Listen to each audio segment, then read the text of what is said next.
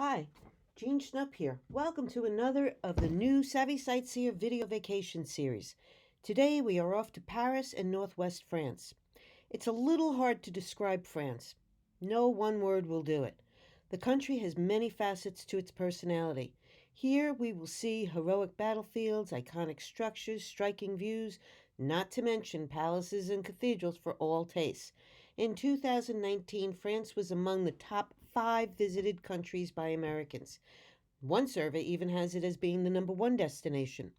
There is so much to see in this country that I've narrowed down our travel today to the historic and picturesque northern region. For a look at the part of France that most inspired artists and writers alike, the exotic south of France, make sure you check out my phenomenal Provence program. We'll start in the country's capital, Paris. Known both as the City of Light and the City of Love, there is a fascination to this town. We'll look at some of its landmarks and the stories behind them, including the ever-resilient Notre-Dame Cathedral, that is before the tragic fire hit it in April of 2019.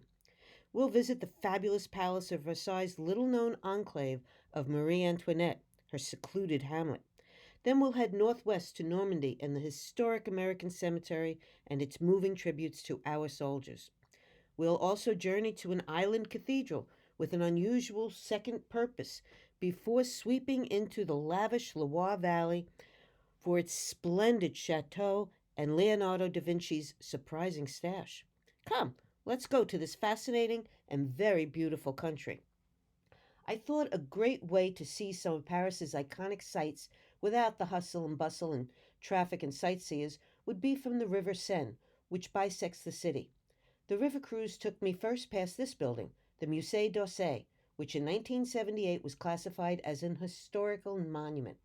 It was once a railway station built to handle tourists for the 1900 World's Fair. Eventually, its platforms proved too short for modern trains, and in 1986, it was reopened as a world-class museum featuring all types of art from the second half of the 19th century. Instead of such classic sights, I found I was drawn more to items on the river itself.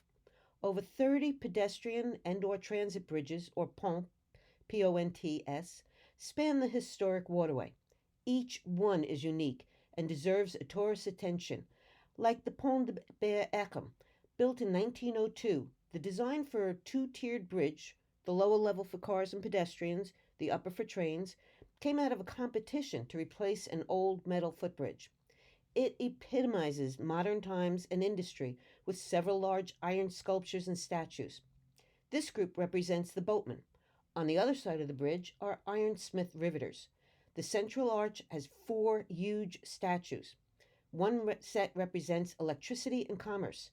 The other set is science and labor, designed by Jules Felix Coutin, who created the model for the transportation group in our own Grand Central Terminal. I think this is the most exquisite of the Seine bridges, Pont Alexander III. The unique gleaming white and gold span is lined with elaborate ironwork lamps. On each end, 55-foot-tall pillars are topped with gilded winged horses. It is named for Russian Tsar Alexander III and was built to commemorate the French-Russian alliance of 1891. Until recently, the Pont des Arts was the destination bridge for lovers, who cemented their love by clasping a lock etched with their initials on the bridge's railings. The ritual became so popular it endangered the pedestrian bridge and was stopped by French officials in 2015.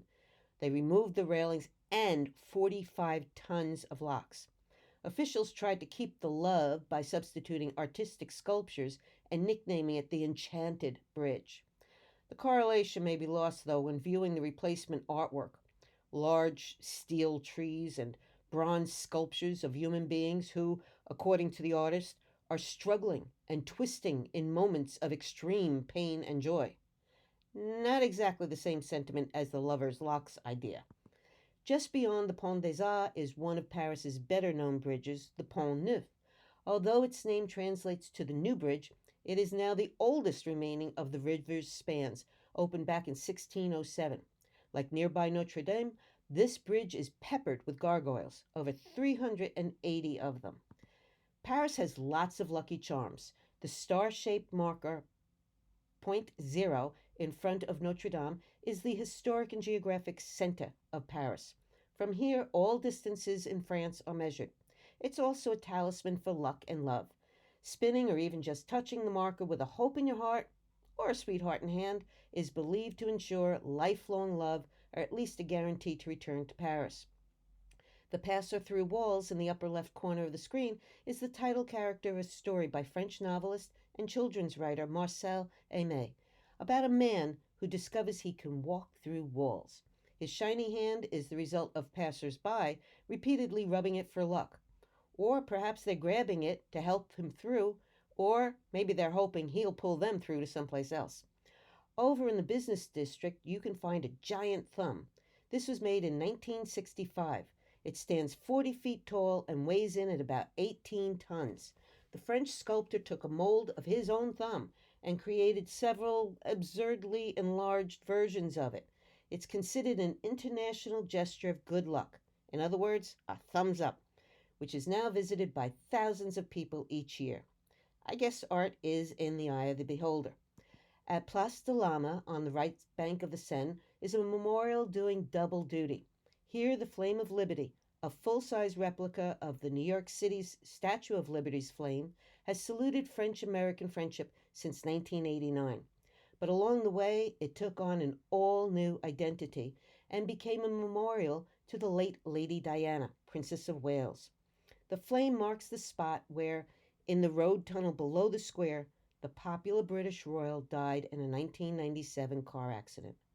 Tributes and photos decorate the base of the memorial, keeping alive the memory of the so-called People's Princess. The Arc de Triomphe was commissioned in commemoration of a successful battle and today houses the tomb of the unknown soldier from World War I. In 1806, France's Emperor Napoleon I wanted to honor his army's triumphs and domination of most of Europe by giving them a grand stand of columns through which to march when returning to Paris. Ironically, he never had the opportunity to march through it. Instead, he was carried through it in 1821 when his funeral procession crossed under the partially finished monument on its way to his final resting place at the city's Hôtel des Invalides. New York City's Washington Square Arch was modeled after it in 1892 by Stanford White. The eternal flame that has burned here since November 11, 1923, inspired Jackie Kennedy to require one for President Kennedy's grave in Arlington 40 years later. From the Arc de Triomphe, we travel down a grand boulevard, the Champs-Élysées, to the site of one of the bloodiest clashes on French land. Not between France and its enemies, but one that pitted French against French. At the once named Place de Révolution, about 1,200 French lost their heads to the newly designed death penalty machine, the guillotine. This was at the height of the French Revolution in the late 1790s. Paris's largest public square was reportedly so soaked in the stench of blood at the time that a herd of cattle refused to cross it. In the square's center, now renamed the Place de la Concorde to represent hope for a better future, stands an 80-foot tall obelisk, a gift in 1829 from Egypt. At 3,300 years old, this is the oldest monument in Paris. It was one of a pair that stood by the Luxor Temple in Egypt. And of course, there's the Eiffel Tower, a staple of Paris's skyline that was never meant to be a permanent structure. It was built as a grand gateway to the 1889 World's Fair and as a salute to the 100th anniversary of the French Revolution. The intent had been to tear it down after, say, 20 years, but artists, writers, and residents wanted its demise much sooner, referring to it as a growing ink spot, the hateful shadow of the hateful column of bolted iron. Engineer Gustave Eiffel fought back by making the tower indispensable as a strategic science and communications center.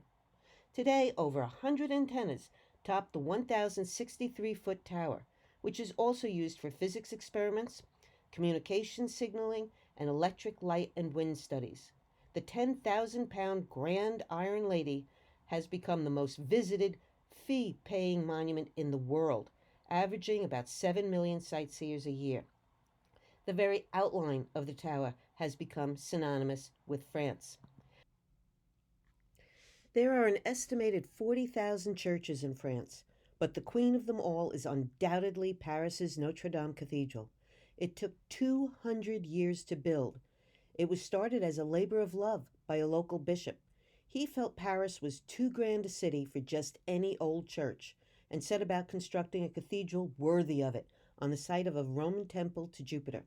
Completed in 1345, Notre Dame is an architectural wonderland. Its massive south tower bell has a name, Emmanuel, and weighs in at about 28,000 pounds. Unfortunately, the Grand Lady is in need of a facelift after a horrific fire in April 2019. In a stroke of really good luck, the processions of apostles, 3 on each side of the tower, had been taken down for restoration only the week before the fire, so all these copper sculptures remain intact. For me, the most painful scene to watch during the fire was the spire as it slowly became engulfed and toppled over. The famous West Rose window above the main western entrance is 33 feet in diameter and still has its original 13th century glass. When Notre Dame is mentioned, usually it's only the entryway rose window discussed. But there's actually 3 of these artistic masterpieces. The other 2 are even bigger and grander, at 42 feet in diameter. The south rose window, constructed in 1260, has stunning stained glass work, as does the north rose window, which dates from 1250. I had taken this standing under the tower between the 2 windows. It's mind-boggling to me how that tower came down, yet the 2 massive rose windows remained intact during the fire. This gives you a sense of the magnitude of this cathedral, which is bigger than a football field. 425 feet across, 157 feet wide, 114 feet tall. It's one of the largest religious buildings in the world.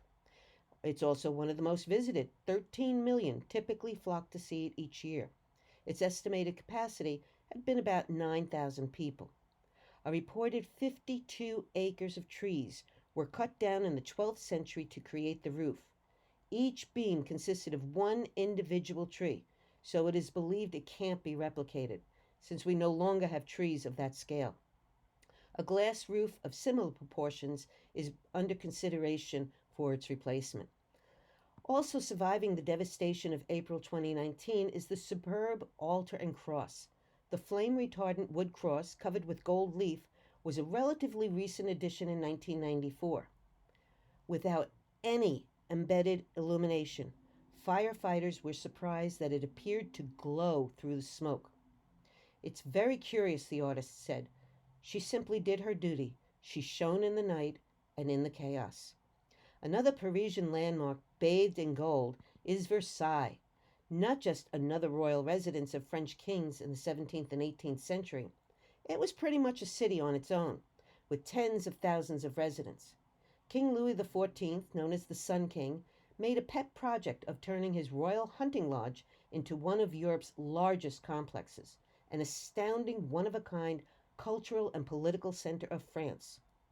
The entire estate comprises some 30,000 acres and took thousands of workers over 50 years to develop, at a cost estimated in today's value of about $2 billion US. But cost was never an issue. Louis simply opened the country's treasury to fund the project. Statistics demonstrate the estate's excesses: 700 rooms, 67 staircases, over 2,000 windows. There's 2,000 sculptures around the buildings and grounds, and gold or gold leaf is in ample supply. The main entry gate had 100,000 gold leaves. So looking at all that gold, is no wonder a revolution was started by starving peasants. About 7 million visitors tour Versailles annually, an easy day trip from Paris, which is only about 12 miles away. My reaction walking from room to room was that every square inch from floor to ceiling was covered in some kind of art. In the Abundance Salon, this ceiling art features images symbolizing the king's power, the scepter for his rule, overflowing gold coins underscore his wealth, and angels signify his divine right, the right that is supposedly given to a king or a queen by God to rule a country. And that right is hereditary. It stays in one bloodline. One of the most famous rooms is the Hall of Mirrors, where in 1919 the Treaty of Versailles, ending World War I, was signed. The hall is indeed the visual jewel of the chateau. The 30-section ceiling arch illustrates the glorious history of Louis XIV, his military and diplomatic victories, as well as reforms he instituted in the kingdom. There are 357 mirrors that surround 17 arches and are opposite 17 windows. The sun pours in, bouncing off 24 gilded candelabra that held thousands of candles. American author Mark Twain visited the estate in 1869 and said, "Your brain grows giddy, stupefied by the world of beauty around you." That was Louis's goal, to demonstrate the Sun King's power and influence as a divine ruler, intimidating peasants as well as anyone who did business with him at the palace. This showcase fountain depicts Apollo, the sun god of Roman myth, with a face strangely resembling Louis XIV. It rises dramatically out of the waters on his daily journey to transport the sun across the sky. Louis XIV was nothing if not subtle. Versailles' French-style formal gardens took 40 years to complete. Louis XIV valued them as much as the palace. The strong geometric patterns symbolized the king's power and authority, the ability to bend nature to man's will. The Sun King wanted them to magnify the glory of his palace at Versailles, which was itself a monument to his absolute rule. The 250 acres of gardens include 200,000 trees, hundreds of fountainheads, and about 210,000 flowers that are still planted every year. No surprise, then, that Versailles tops the list of National Geographic's top 10 gardens in the world. Young Marie Antoinette, who was used to a more down-to-earth lifestyle in her mother's Austrian court, found Versailles life just a little too hectic and demanding.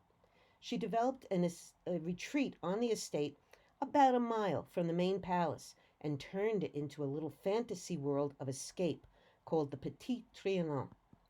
An extensive, renowned botanical gardens and greenhouses were ripped out and the land remodeled after an English garden. Marie Antoinette said, "Here I am no longer queen, I am me." Hundreds of gardeners worked on the transformation for about 7 years, building hills and creating streams for a pastoral rustic garden. In 1783, an English hamlet complete with 12 buildings, a watermill, and a dairy farm were added over a 3-year period. The Marlborough Tower overlooks the big man-made lake on which they had boat rides and fishing outings. The tower's upper portion was used as an observatory and also to communicate with the Palace of Versailles via signals. Such was life before cell phones. A farm was located outside the village and sheltered various livestock. Marie was said to have dressed as a milkmaid to live out parts of her fantasy. On the coast of Normandy, northwest of Paris, is a somber sight, the American cemetery at Colleville-sur-Mer.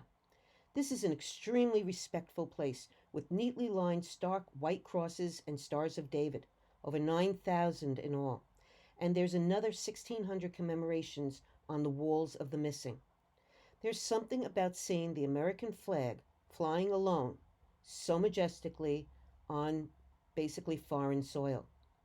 It is one thing to read about this place in your history books. It is quite another to stand and look down on where the Allies actually landed from the viewpoint of the German army's stronghold. The overwhelming odds against a successful incursion on French soil by Allied forces is driven home by the mere act of standing on this hill, looking down at what is known as Omaha Beach, where American soldiers stormed ashore on D-Day, June 6, 1944. Thousands of Americans died during the initial onslaught alone. They had to avoid underwater obstacles, then get through the beach that was mined and covered with impediments, such as wooden stakes, metal tripods, and barbed wire, all while dodging a hail of gunfire from up here. Overlooking the gravestones is a soaring 22-foot-tall bronze statue called the Spirit of American Youth Rising from the Waves. The stones set in the memorial area floor are from Omaha Beach, and written above is, "This embattled shore, portal of freedom, is forever hallowed by the ideals, the value, and the sacrifices of our fellow countrymen. This overview shows the enormity of the undertaking, dubbed Operation Overlord, that would become the largest amphibious campaign in military history. Each of the 5 landing spots were codenamed. Omaha and Utah to its west were taken by the Americans, Gold and Sword by the Brits, and Juneau by the Canadians. The cemetery's visitor center pays a fitting and very moving tribute to all who participated in Operation Overlord.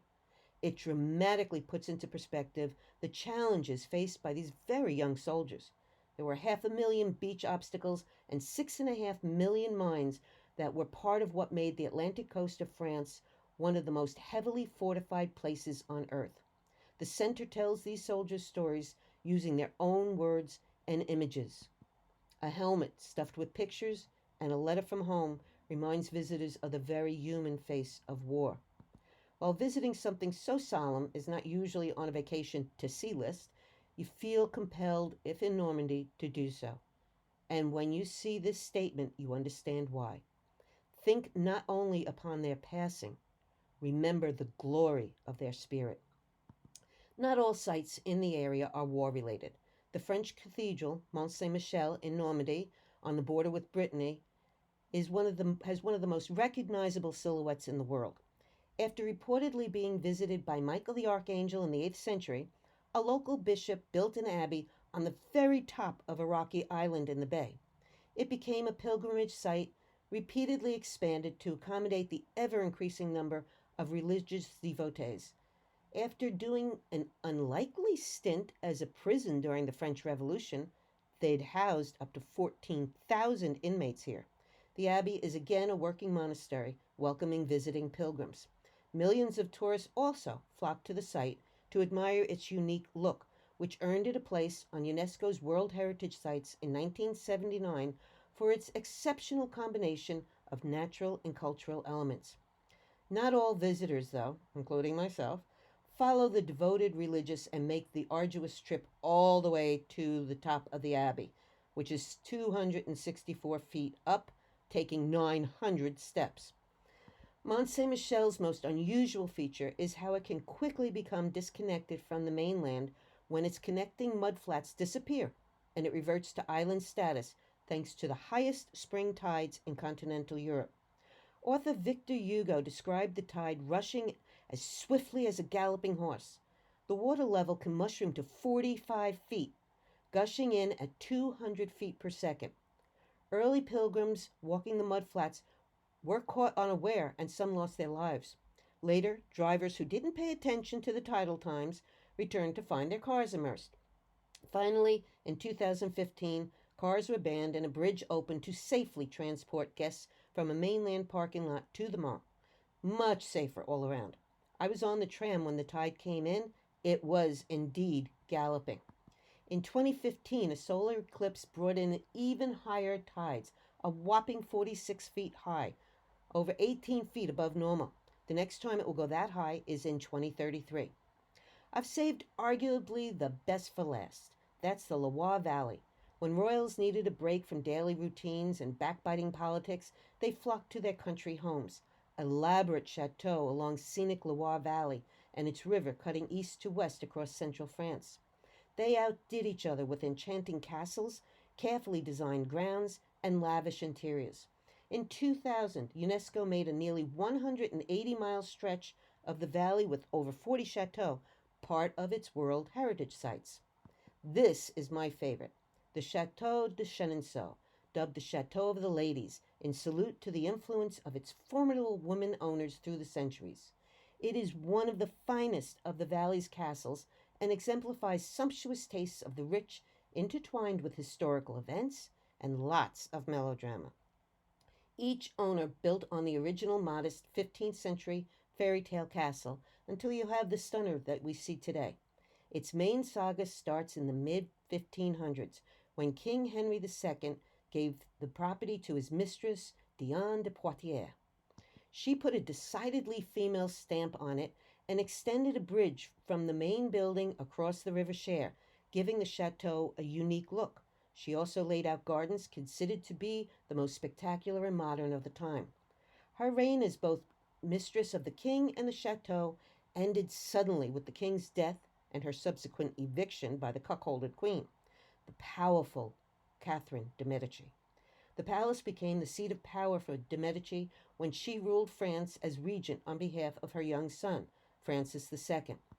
All rooms are fully furnished. Fresh flowers grown on the property or on the tables and the mantels throughout the house, giving the chateau a welcoming feeling, not at all like a museum. This is the Five Queens bedroom, named in memory of de' Medici's 2 daughters and 3 daughters-in-law.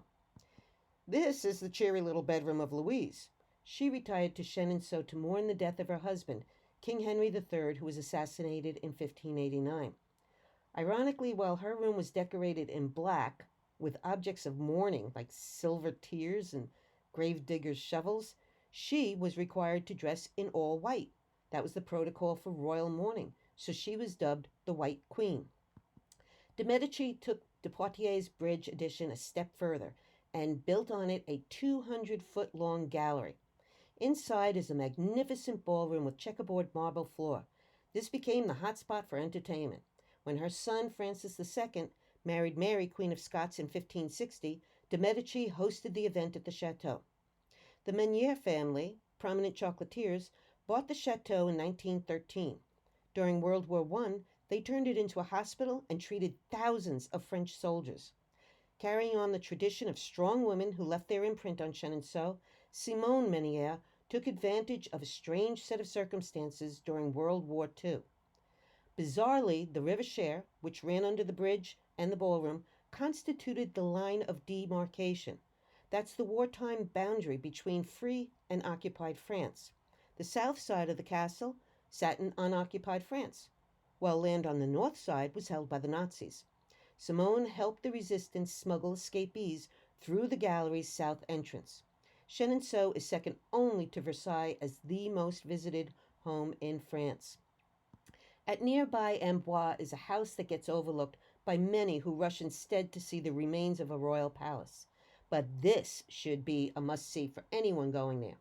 2019 commemorated 500 years since the great artist Leonardo da Vinci died at this home, Chateau Clos-Lucé. He had moved from Italy to France as a guest of King Francis I. Da Vinci is buried in the Royal Chateau's chapel, which can be reached from here by an underground passageway. Clos-Lucé provides a unique glimpse into the Renaissance man's life and thoughts. His living quarters are beautifully furnished, from his lush 4-poster bed to a roomy kitchen. But the best sights are found in the basement. Visitors can learn about the multi-talented, multifaceted dimensions of this man. He is identified most often with his art, the Mona Lisa or the Last Supper, but he was much more: a mathematician, civil and military engineer, architect, town planner, anatomist, painter. He was skilled in optics, hydraulics, and aeronautics. You can see aspects of this in the 40 scale models of some of his many inventions, including an automobile prototype, bicycle, a triple-tier machine gun, there's a parachute, an immovable armored tank with 4 wheels, guns all around, and an observation turret. There's also a paddle boat and a swing bridge. Then there's the air screw, a device designed to compress air to obtain flight, similar to today's helicopters. Outside, you can see his inventions full size, such as a double-decker bridge, a foreshadow of today's Verrazano Narrows Bridge. In 2016, a truly spectacular renovation was made to the home, and by sheer luck, I was able to get a preview before its grand opening the following week. Walking through a door, I was greeted by the great man himself, an amazingly lifelike hologram of Da Vinci chatting with a contemporary just a few feet away is a bit jarring at first, but what a fantastic addition to the experience of visiting not just his home, but the Renaissance man himself. The exhibit's opening was timed to celebrate 500 years since he'd moved to France. He is looking at the Mona Lisa, one of the few paintings he brought with him when he moved, which explains why it's in the Louvre in Paris, France, and not in Italy. I hope you've enjoyed this trip to France, and I like to end all of my programs with the words of Dr. Seuss. Sometimes you don't appreciate the moment until it becomes a memory. And I like to add to that to always remember to celebrate the moments and treasure the memories. To see more of France or any of my other European destinations, go to my website. If you have any questions about this program, email me or use the contact page on my website. When libraries are again offering programs, you can check my programs tab to see where I'll be. Until then, visit the library site for more video vacations by Savvy Sightseer. Stay healthy, stay home. Au revoir.